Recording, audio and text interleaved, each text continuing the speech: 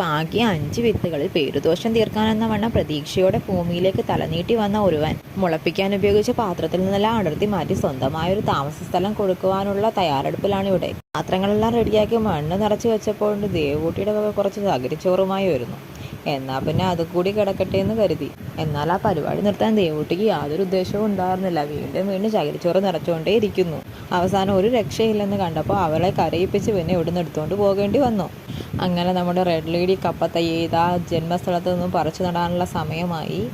എന്തുകൊണ്ടോ ആ സ്ഥലം വല്ലാണ്ടങ്ങ് ഇഷ്ടമായെന്ന് തോന്നുന്നു. അതിൽ നിന്ന് ഇങ്ങോട്ട് വരാൻ തീരെ മനസ്സുണ്ടാകുന്നില്ല. കലമുടയ്ക്കാതെ ഇതിനെ എങ്ങനെ പുറത്തെടുക്കാമെന്നുള്ള പ്രയത്നത്തിലായിരുന്നു ചേട്ടൻ.